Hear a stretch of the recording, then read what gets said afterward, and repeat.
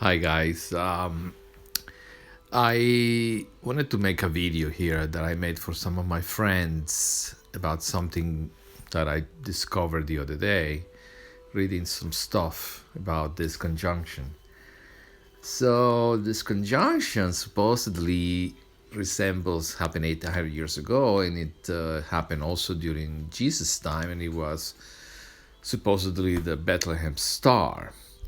So I've been reading some articles about this and some papers written, and I did find that biblical conjunction between Jupiter and Saturn, which happened in the year 7 BC. And unfortunately, it was much more elongated than this one. It was like, I don't know, I think it was the half the diameter of the moon. This one is a quarter of the diameter of the moon. So I'm not sure about whether to believe that that was the star of Bethlehem.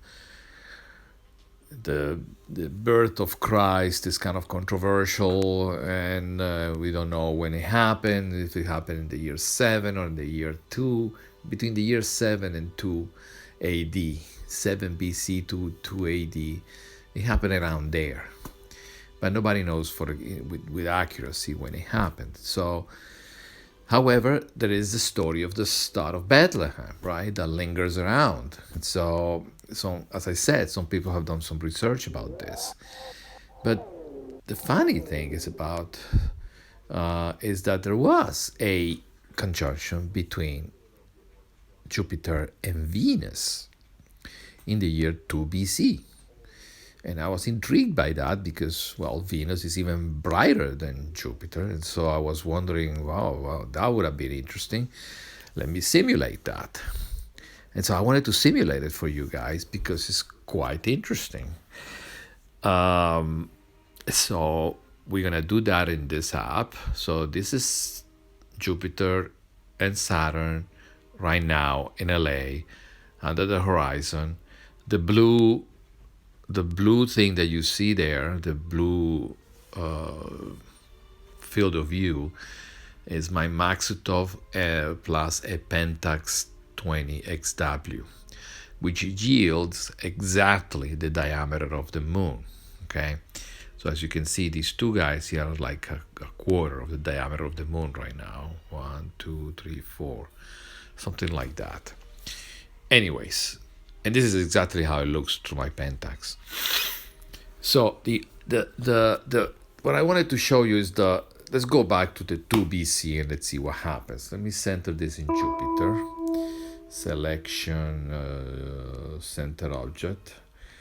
And let's start changing things here. Oh, because what really matters, is the fact that that conjunction between Jupiter and Venus was only visible from the Middle East. It was not visible in other parts of the world. And that's also intriguing. So let's go back there. So let's change. First of all, we're going to change the location to Jerusalem. Choose this from a list. Let's go to Jerusalem. Actually, you should choose Nazareth. Let me see if I can choose Nazareth. Yeah, there it is. Okay, that's in Nazareth. It's very close to Bethlehem. I don't even know if Bethlehem is there.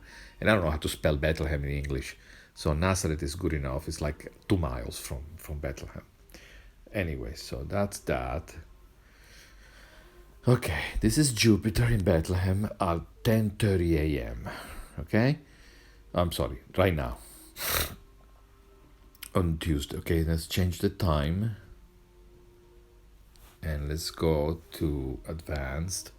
And let's type here the year 2, month 6, the day 17. I've done this so many times, I know by heart. And we're gonna do dawn. And now I lost Jupiter. Okay. Selection, center object. And there is Jupiter. And if If I go back, look where is Venus. So that's already quite close. That's the half of the diameter of the moon, of the moon.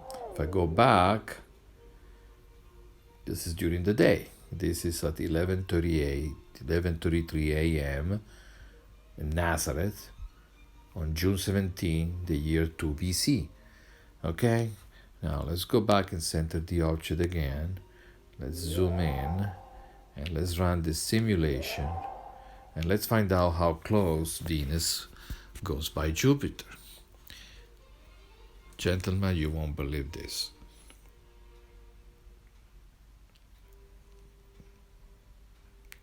Watch this.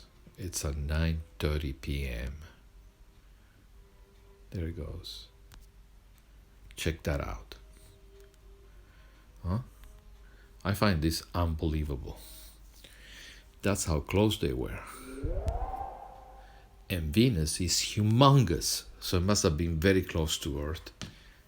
I mean, if it is half lighted, it would have been in quadrature. Quadrature is that's how you say it in English, in quadratura, in Italian, in quadrature with Earth, and that's Jupiter.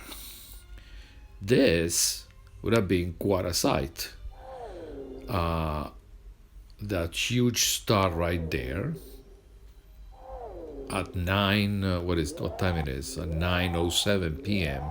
in Jerusalem would have been quartite.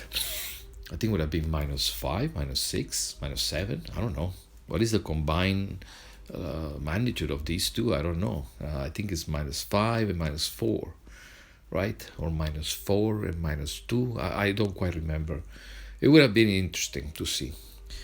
And so, the interesting thing about this is that this was only visible from Jerusalem or from the Middle East. If I go to Rome, settings, location,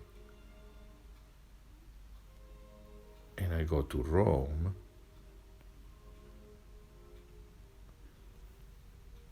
it's daytime. It wouldn't have been visible. And if I go a few degrees to the east, let's say I go to Tehran,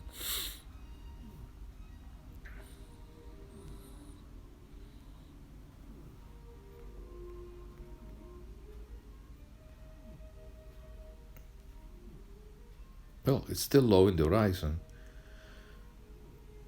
but this is when it happens. I mean, a few minutes later, and the thing is gone. You saw how fast Venus moves. This would have lasted a few minutes. Let's simulate this in seconds.